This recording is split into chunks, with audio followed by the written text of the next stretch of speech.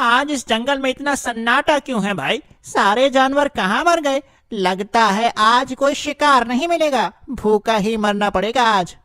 लोमड़ी शिकार ढूंढते ढूंढते जंगल से निकलकर काफी दूर आ जाती है। अरे ये क्या, भूख के चलते मुझे पता ही नहीं चला कब मैं इंसानों की बस्ती में आ गया। लेकिन सुना है इंसानों की बस्तियों में भी कुछ जानवर मिल जाते हैं। चलो आज देखता हूँ, कुछ तो मिलेगा ही, पापी पेट का सवाल है। तभी वो लोमड़ी चलते चलते राजा के महल में घुस जाती है और वहीं बगीचे में दासी राजा के बेटे को झूला झुला रही होती है, लेकिन उसके आसपास कोई नहीं था। अरे वाह, ये बच्चे को ही आज मैं लेकर जाऊंगा, जिससे शेर महाराज तो आज खुश ही हो जाएंगे। अब जल्दी से उस दासी से छुड़ा कर इसे ले जाता हूँ। और तभी वो दासी लोमड़ी को देखकर डरकर अंदर भाग जाती है और मौका देखकर लोमड़ी तुरंत उस नन्हे राजकुमार को उठाकर वहां से जंगल की ओर भाग जाती है। अरे ये लोमड़ी अभी तक नहीं आया शिकार लेकर, लगता है आज ये अकेले ही शिकार खाने का सोच रहा है। चालाक लोमड़ी, ये लोमड़ी के पास क्या है? लगता है कोई शिकार ले आया है और वह उसे खाने की फिराक में है। चलो फिर अभी इस लोमड़ी को सबक सिखाता हूँ। मुझे बिना बताए ही शिकार को अकेले ही सफा चट करने की सोच रहा है। फिर लोमड़ी शेर को अपनी ओर आता हुआ देख डर के तुरंत बच्चे को वहीं छोड़कर वहां से भागने लगती है। शेर भी उसको पकड़ने के लिए उसके पीछे दौड़ पड़ता है। वहीं कुछ दूर पर खड़ी एक गाय ये सब देख रही थी। यही सही मौका है इस बच्चे को यहाँ से अपने साथ ले जाने का, नहीं तो ये लोमड़ी या फिर शेर, दोनों में से कोई ना कोई इसे अपना भोजन बना लेगा। इतना सोचकर गाय जल्दी से उस बच्चे को लेकर अपने घर आ जाती है और उस बच्चे को अपना दूध पिलाती है और देखभाल करती है। इस लोमड़ी ने तो मुझे आज बहुत थका दिया। इतना तो मैं पिछले 10 सालों से भी नहीं दौड़ा था जितना आज दौड़ लिया है। अब उस नन्हे शिकार को खाऊंगा, फिर जाके अपनी गुफा में सो जाऊंगा। शेर उसी जगह पर पहुंच जाता है जहां पर वो नन्हा बच्चा पड़ा हुआ था। अरे ये क्या, वो नन्हा बच्चा कहाँ गया? कौन ले गया उसे? किसकी इतनी हिम्मत है जिसने मेरे खाने को हाथ लगाया? मैं इसका पता लगा के रहूंगा। जरूर यह उसी लोमड़ी की कोई चाल है। उसने मुझे गलत दिशा में भगा के खुद यहाँ आके उस बच्चे को उठा ले गया है। इस लोमड़ी को तो मैं छोड़ूंगा नहीं। महाराज जी, मैंने जानबूझकर ऐसा नहीं किया। वो तो अचानक वहाँ पर लोमड़ी को देख मैं डर गई और जैसे ही वहाँ से भागने की कोशिश की तभी अचानक राजकुमार मेरे हाथों से छूट गए और वो लोमड़ी तुरंत राजकुमार को अपने मुंह में दबोचकर वहाँ से भाग निकली। तभी मैं तुरंत सैनिकों को ढूंढने लगी कि जल्दी से उस लोमड़ी का पीछा करके राजकुमार को बचा लें, लेकिन वहाँ पर कोई सैनिक मौजूद नहीं था और मैं चाह कर भी कुछ न कर सकी। राजा को नौकरानी पर बहुत क्रोध आता है। सिपाहियों, ले जाओ इसे और कारागार में कैद कर दो। इसके कारण मैंने अपने पुत्र को खोया है, इसलिए मैं इसे माफ नहीं कर सकता। नहीं नहीं, मुझे माफ कर दो महाराज, मैंने ऐसा जानबूझकर नहीं किया। महाराज, मुझे माफ कर दो। ना जाने ये किसका बच्चा है जिसे वो लोमड़ी और शेर अपना शिकार बनाना चाहते थे। शुक्र है मैं इस बच्चे को यहाँ ले आई और इसकी जान बच गई। पर मैं इसको घर वापस कैसे पहुँचाऊंगी? मैं तो इसके घर को जानती भी नहीं, ना इसके माँ बाप को। एक काम करती हूँ, पास में जो महात्मा जी है उनके आश्रम में लेकर जाती हूँ। शायद महात्मा जी मेरी कुछ मदद कर पाएं। फिर वो गाय उस बच्चे को लेकर महात्मा जी के आश्रम जाती है। महात्मा जी को मेरा प्रणाम। तुम कौन हो गाय माता? कहाँ से आई हो और यह बच्चा किसका है? फिर गाय ने महात्मा जी को पूरी बात बताई। अच्छा, लेकिन हम इसके माता पिता को नहीं जानते, तो हमें ही इसकी देखभाल कर पालना होगा। लेकिन मुझे तो पास के राज्य से वह पूजा करने का बुलावा आया है। तो पूजा समाप्त होने में बहुत समय और बहुत साल भी लग सकते हैं, जिसके लिए मैं और मेरे सभी शिष्य वहां जा रहे हैं। तो तुम उसके साथ इस आश्रम में रह सकते हो, जिससे यह बच्चा जंगली जानवरों से सुरक्षित रहेगा। अब वो गाय रोज उस बच्चे को आश्रम के अंदर ही सुलाकर घास चढ़ने चली जाया करती थी और आश्रम आकर बच्चे को दूध भी पिलाती। देखते देखते अब वो बच्चा बड़ा हो जाता है। बेटा, अब मैं घास चरने जा रही हूँ और तुम्हारे लिए ताजे फल लेकर आऊंगी। तब तक तुम यहीं आश्रम में चुपचाप रहना और शोर शराबा बिल्कुल मत करना, नहीं तो किसी को पता चल जाएगा कि यहाँ पर कोई है। हाँ माँ, मैं आश्रम से बाहर नहीं जाऊंगा, जैसे आज तक नहीं गया। सारे मजे तो इस गाय के हैं। जब मर्जी हो घास खाओ, जब मन हो तो पेड़ से तोड़कर फल भी खा लो, लेकिन हमें तो खाना हासिल करने के लिए कितनी मेहनत करनी पड़ती है। चलो, इस गाय का तो काम हो गया, अब मैं भी अपनी भूख का कुछ इंतजाम करता हूँ। अब गाय रोज घास खाने जाती और उस बच्चे के लिए ताजे फल लेकर आती। ये गाय रोज ताजे फल तोड़ कर ले जाती है, भला ये किसके लिए ले जाती होगी फल रोज रोज, जबकि ये तो भर पेट घास खा लेती है जंगल में। आज पता लगा कर ही रहूंगा कि माजरा क्या है। लोमड़ी अब गाय के पीछे पीछे उसके आश्रम चला जाता है। माँ, आ गई तुम। बहुत भूख लगी है मुझे, बस तुम्हारे इंतजार में ही बैठा था मैं। हाँ बेटा, आ गई। ये ले, फल खा ले। तब तक मैं थोड़ा आराम कर लेती हूँ, बहुत थकावट हो रही है। माँ, तुम कितनी मेहनत करती हो और मेरे लिए फल भी लाती हो, लेकिन मैं तुम्हारे लिए कुछ भी नहीं कर पाता हूँ। माँ, तुम मुझे बाहर क्यों नहीं जाने देती हो? देखो ना, तुम कितना थक जाती हो। माँ, आज से तुम घर पर रहो और मैं तुम्हारे लिए खूब सारी हरी घास लेकर आऊंगा और अपने लिए फल भी ले आऊंगा, और तुम यहीं आश्रम में रहा करना। नहीं बेटा, ऐसा नहीं हो सकता। तू बाहर नहीं जा सकता। क्यों माँ, क्यों मैं बाहर नहीं जा सकता? इतने लंबे समय से मैं यहाँ बंद हूँ, आखिर मुझे भी बाहर की दुनिया देखनी है। अरे बेटा, क्योंकि ये जंगल जानवरों का है और यहाँ जानवर रहते हैं, इंसान नहीं। और अगर कोई जानवर तुझे अकेला देख लेगा तो तुझे वो अपना शिकार बना लेगा। इसीलिए मैंने तुझे इतने सालों से कभी बाहर नहीं जाने दिया।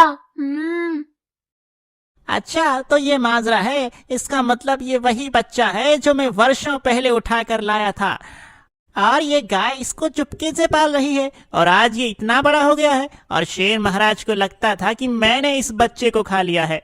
अब ये बात मुझे शेर महाराज को बतानी होगी कि उस बच्चे को वह गाय उठा ले गई थी और वह बच्चा उसके साथ है। हाँ महाराज, मैंने अपनी आंखों से देखा है उन दोनों को महात्मा जी के आश्रम में रहते हुए। तो ठीक है, चलो फिर आज उन दोनों का काम तमाम कर देते हैं। वैसे भी मुझे भूख भी लगी है, कई दिनों से मैंने कोई बड़ा शिकार नहीं किया है।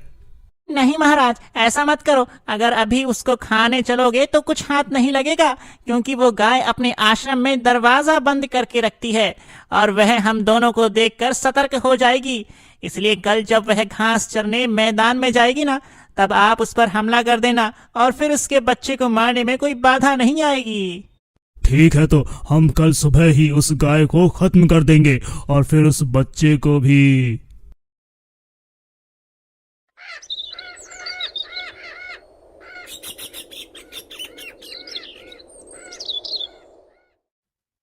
अच्छा बेटा, मैं जा रही हूँ घास खाने और तुम्हारे लिए ढेर सारे फल लेकर आऊंगी। ठीक है माँ।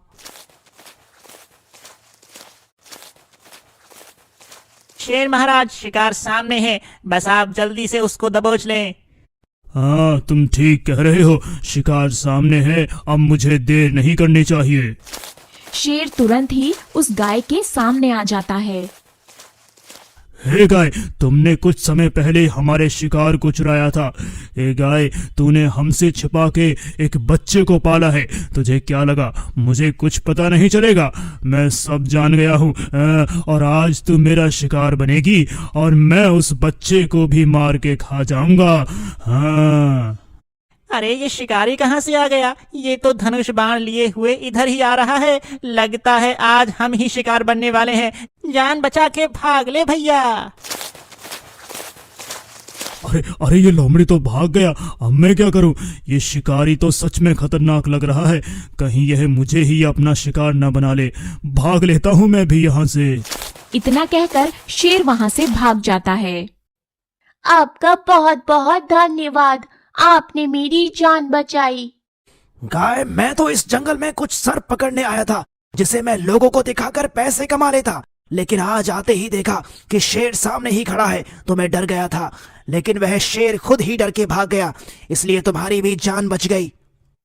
हाँ, और ये सब तुम्हारे आने से ही हुआ है, वरना आज पता नहीं क्या होता। और मेरे साथ साथ उस बच्चे को भी नहीं छोड़ता ये शेर। मेरे साथ एक इंसानी बच्चा भी रहता है। मैंने उसे अपने बेटे की तरह पाला है। मेरे मरने के बाद उसका क्या होता? क्या तुम्हारे साथ इस जंगल में एक इंसानी बच्चा भी रहता है? ऐसा कैसे हो सकता है? क्या तुम मुझे अपने आश्रम ले चलोगी? मैं इस बच्चे को देखना चाहता हूँ। तभी गाय उस शिकारी को अपने आश्रम ले जाती है और अपने बच्चे को रास्ते में हुई सारी घटना के बारे में बताती है। आपका बहुत बहुत धन्यवाद, आपने मेरी माँ की जान बचाई। मैं आपका ये एहसान कभी नहीं भूलूंगा। गाय, इस लड़के को तुमने पाला है, वह भी इस जंगल में। कैसे? गाय, मुझे तुम पर गर्व है। तुम सच में गाय माता हो। अच्छा, अब मैं जाता हूँ, फिर कभी मिलने आऊंगा। माँ, मैंने कितनी बार कहा है कि अब मैं बड़ा हो गया हूँ, अब मैं भी आपका ख्याल रख सकता हूँ। अगर आज वह शिकारी ना होता तो वह दुष्ट शेर और लोमड़ी आपको मार देते माँ, फिर मेरा क्या होता? माँ, क्यों ना हम यह जंगल छोड़ के कहीं दूसरी जगह पर चल कर रहें। वहाँ मैं कोई ना कोई काम कर लूंगा और तुम्हारे लिए रोज ढेर सारा चारा और हरी घास भी ले आया करूंगा। लेकिन हम अब यहाँ नहीं रहेंगे क्योंकि आपकी जान को बहुत खतरा है यहाँ पर। गाय और वो लड़का दोनों अब उसी रात चुपके से जंगल से निकलकर एक छोटे से गांव की ओर आ जाते हैं, जहां वो एक झोपड़ी बनाकर रहने लगते हैं। माँ, मैं घास काटने जा रहा हूँ, तुम घर पर ही रहना, मैं जल्दी ही आ जाऊंगा। लेकिन बेटा, ये जगह अनजान है, तू कैसे जाएगा? तू तो कुछ जानता भी नहीं है। माँ, ये कोई जंगल नहीं है जो मुझे यहाँ शेर, लोमड़ी या कोई और जानवर खा जाएगा। यहाँ मेरे जैसे इंसान लोग ही रहते हैं, और भला मुझे उनसे क्या डर। अब तुम फिक्र मत करो, मैं जल्दी ही आ जाऊंगा। कहाँ जाऊं हरी घास काटने, जहाँ फल भी लगे हों पेड़ों पर? यहाँ तो कहीं नहीं दिख रहे फलदार पेड़ या हरी हरी घास। लगता है मुझे जंगल की ओर ही जाना पड़ेगा, वहीं मुझे हरी घास और ताजे फल मिल सकते हैं। लेकिन वहाँ अगर कोई जानवर हुआ तो? नहीं नहीं, मैं किसी से नहीं डरता, मैं जाऊंगा। मेरी मदद करो, मेरी मदद करो। अरे ये क्या, ये चिड़िया तो घायल है, इसके शरीर से बहुत खून बह रहा है। हाँ हाँ, मैं जरूर करूंगा तुम्हारी मदद, लेकिन मैं तुम्हें कैसे बचा सकता हूँ, मुझे कुछ समझ नहीं आ रहा है। इसी रास्ते पर सीधे जाकर एक नदी और एक झरना है, जहाँ पर एक जड़ी बूटी का पेड़ है। तुम मुझे उस पेड़ की पत्तियाँ लाकर दे दो, मैं उसका रस पीकर ठीक हो जाऊंगी। मदद करो, मदद करो। ठीक है, मैं अभी जाकर उस पेड़ से उन पत्तियों को लेकर आता हूँ।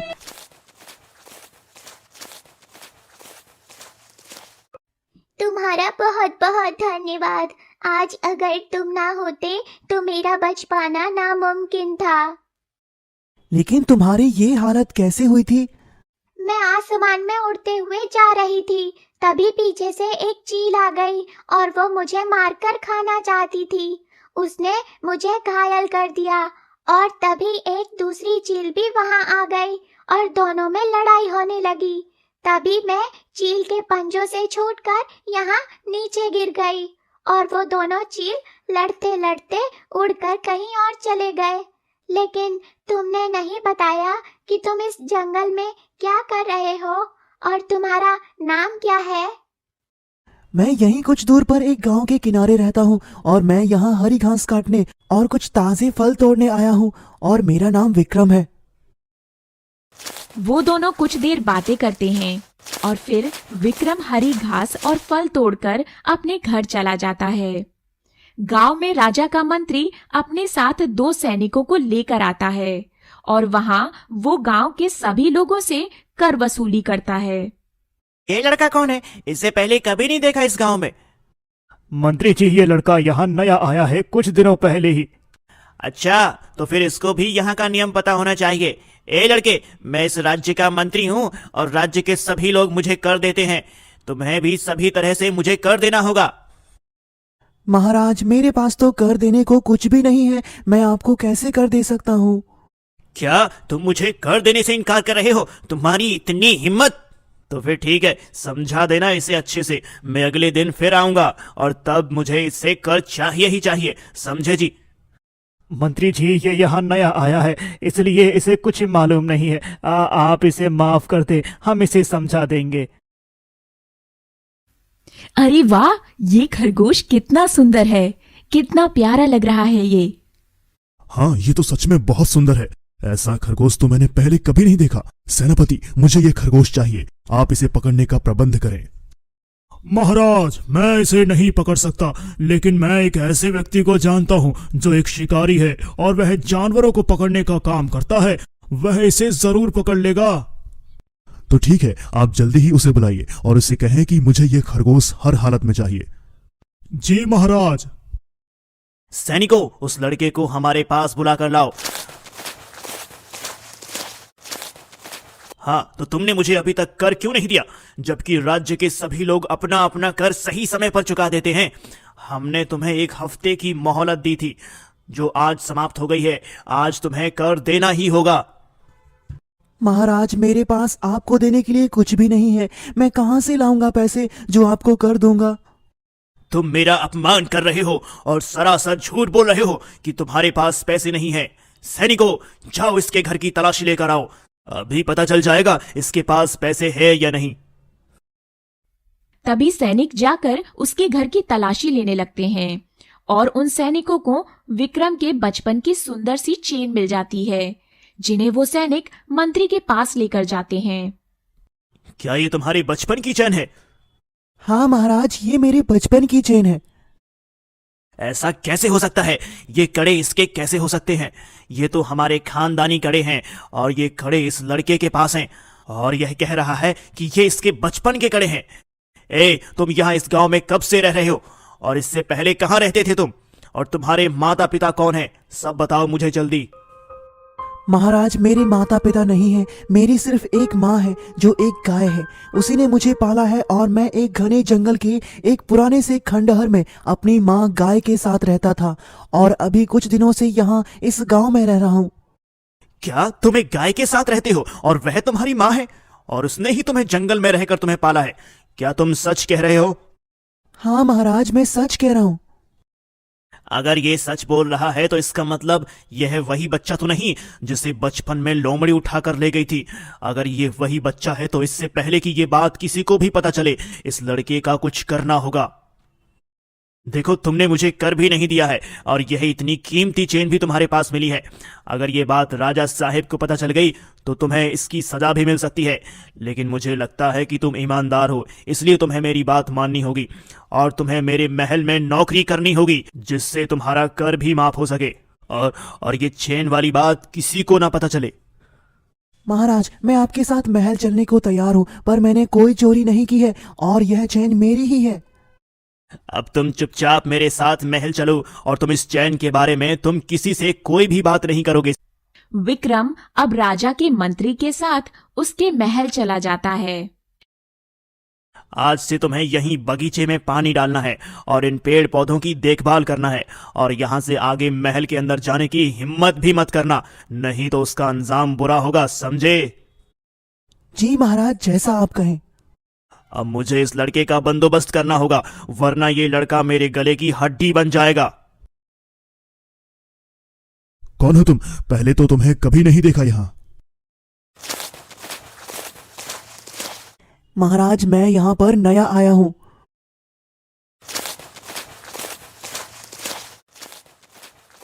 क्या उनका प्रिय हीरो का हार चोरी हो गया? ऐसा कैसे हो सकता है? राजमहल में चोरी करने की हिम्मत किसने की? मंत्री जी, आप जल्दी से पता लगाइए कि इस महल में वो कौन है जिसे अपनी जान प्यारी नहीं। जी महारानी, मैं पता लगाता हूँ। महाराज, मैंने उस नए नौकर विक्रम को महारानी के कक्ष से कुछ लेकर जाते हुए देखा था। वह रानी का हीरो वाला हार ही था, क्योंकि उसने उसको छुपा कर रखा था और वह जल्दी जल्दी से जा रहा था। क्या ये उस नए लड़के नौकर की करामात है? तो फिर जाओ, उसे मेरे पास लेकर आओ। तभी सैनिक विक्रम को राजा के पास लेकर आते हैं। ए लड़के, क्या तुझे जरा सा भी डर नहीं लगता कि तू इस महल में चोरी करेगा और किसी को पता भी नहीं चलेगा? तूने महारानी का जो हीरो का हार चोरी किया है, जल्दी से बता दे, वह कहाँ छुपाया है, नहीं तो हम तुम्हें कड़ी से कड़ी सजा देंगे। महाराज, मुझे किसी हार के बारे में कुछ नहीं मालूम और मैंने कोई हार चोरी नहीं किया है। महाराज, मैं तो पेड़ों में पानी डालना व उनकी देखभाल करने के अलावा महल के भीतरी हिस्से में कदम भी नहीं रखता हूँ, तो मैं महारानी का हार कैसे चोरी कर सकता हूँ? सैनिकों, जाओ इसकी झोपड़ी की अच्छी से तलाशी लेकर उस चोरी किए हुए हार को लेकर आओ। इसने वह हार अपनी झोपड़ी में ही छुपाया होगा। सैनिक अब जाकर उसकी झोपड़ी में देखते हैं।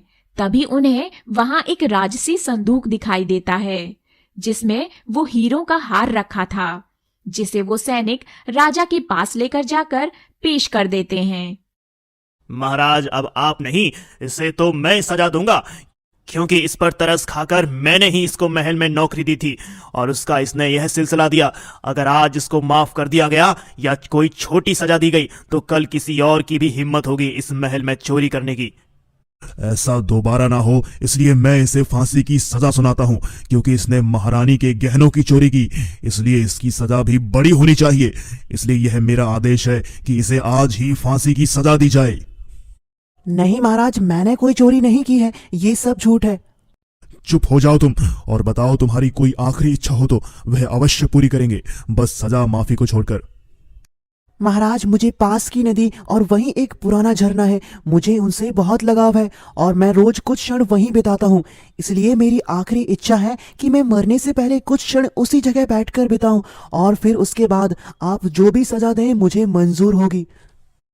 विक्रम अब उस नदी के पास वाले पेड़ के नीचे जाकर बैठ जाता है और वहीं कुछ देर बैठा रहता है, जिसके बाद उसे फांसी की सजा दे दी जाती है और उसके शरीर को नदी में बहा दिया जाता है।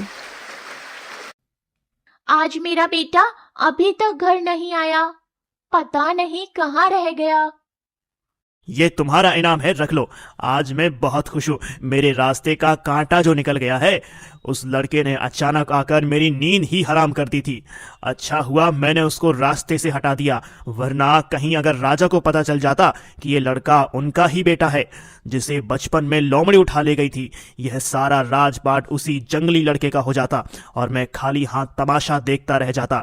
इसलिए मैंने ये सारा जाल बिछाया ताकि उस लड़के को इस महल में लाकर उसको किसी बड़े इल्जाम में फंसाकर उसको खत्म करवा सकूं। और देखो, मैंने उसको फांसी की सजा दे दी है। क्या उस लड़के को फांसी की सजा हो गई? ये क्या, ये तो बहुत ही गलत हुआ। अब बेचारी गाय का क्या होगा? बेचारा नादान लड़का बेवजह ही मारा गया।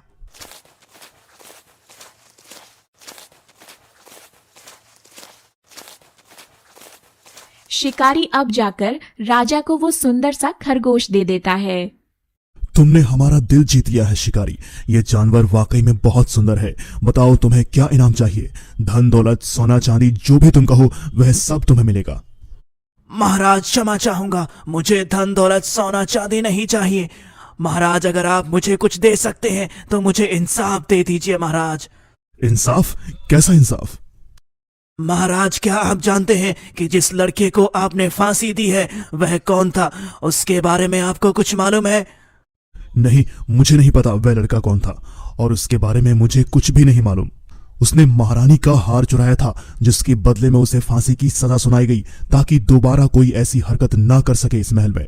लेकिन तुम ये सब क्यों पूछ रहे हो?